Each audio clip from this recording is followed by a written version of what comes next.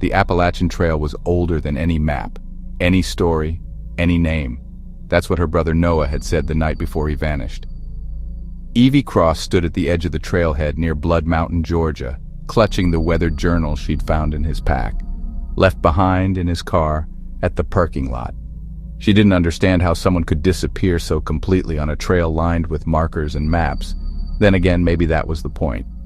The last entry in Noah's journal read, "The locals won't talk about what's past mile marker 57. They just say, keep your boots clean and don't listen to the wind. I'm going anyway." He'd been gone for 3 weeks. The rangers had given up, but Evie hadn't. She set out just after dawn, hiking steadily past pine thickets and sandstone outcrops. The smell of moss and wet bark thick in the air.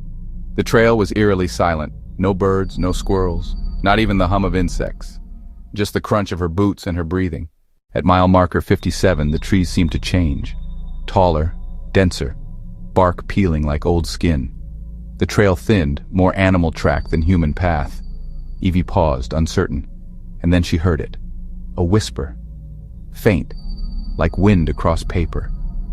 "Evie." She turned around. Nothing. "Noah," she called. Her heart was beating heavily. Silence. She kept going. By the time it started getting dark, this thick fog had rolled in, low and heavy, twisting through the trees like it had a mind of its own. She found this old trail shelter and set up camp. The place looked half-burned, like it caught fire years back and nobody ever bothered to fix it. Moss hung everywhere, kind of like old cobwebs. Her phone was dead weight, no signal, no GPS, not even a blip. The whisper came again that night. "Evie." She clutched the journal like a charm, flipping through Noah's messy handwriting. On the last page, scribbled in rushed, jagged lines, "They don't chase. They wait. They know your name if you speak theirs. I heard them in the roots." The next morning, she found footprints around her tent. Bare feet, dozens, none led in or out. They just circled. She didn't eat. She barely drank. Her hands trembled as she packed up, eyes flicking to the trees every few seconds.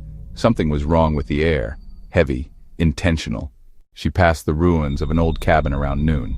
Collapsed beams, rotting planks, and on the remaining wall, a symbol burned into the wood.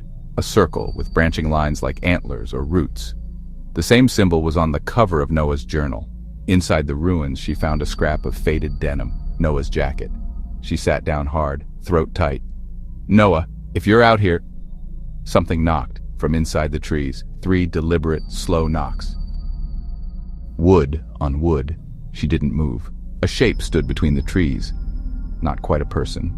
Not quite anything. Tall, faceless, its head tilted as if listening. Evie backed away to catch her breath. The thing didn't follow. It waited. By twilight, she found Ruthie called her. Or Ruthie found her. The woman stood in the center of the trail like a tree that had grown overnight, wiry, back-humped. With eyes like hollow marbles. "You should leave," Ruthie rasped. "Before they remember your name."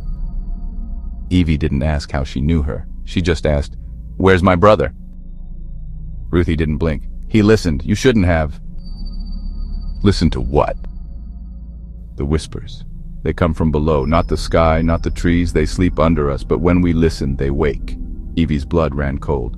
"What are they?" Ruthie's smile cracked like dry leaves. "They were old when the mountains were young." Evie slept in Ruthie's shack that night, a tilted cabin buried in vines and charms made of twine and teeth. Ruthie brewed something bitter that chased the cold from her bones. "Can I find him?" Evie asked. Ruthie stared into the fire. "You can trade for him." "Trade what?" Ruthie's eyes met hers. "Something you won't get back." The next morning, Ruthie was gone. So was the path. Evie walked in circles. The compass spun. Her watch froze at 3:33 a.m. No matter how far she hiked, the same ridge rose before her. And then, the whispers came again. So many voices. "We know you, Evie. We saw you leave him. We heard you say you'd be better off without him." "No," she whispered. "I didn't mean that." But she had, months ago, in anger. Shame burned hotter than fear. The ground trembled beneath her boots. Roots tore through the soil like claws. Shapes started pulling themselves out of the ground. Tall, faceless things, covered in dirt and hanging with moss. That's when she ran. Evie tripped and hit a rock. Blood pooled in her mouth. Her flashlight flickered. Ahead she saw Noah, or something wearing Noah's face. He reached for her, pale, covered in dirt. "Come home, Evie." She hesitated. Then she remembered the journal's words. They don't chase, they wait. She closed her eyes, covered her ears, and waited. The wind howled. The ground pulsed. When she opened her eyes, he was gone, and so were the hollow men. Evie stumbled out of the woods 3 days later. They found her near the trailhead, babbling about voices and roots. She was covered in bruises, her hands torn, clothes shredded, but she was alive. Noah's body was never found. Neither was Ruthie. The journal, however, made it out with her. She never spoke publicly about what happened. But sometimes, at night, she'd open the book to that last page and stare at the words burned into the paper. They wait. They know. They listen. So should you.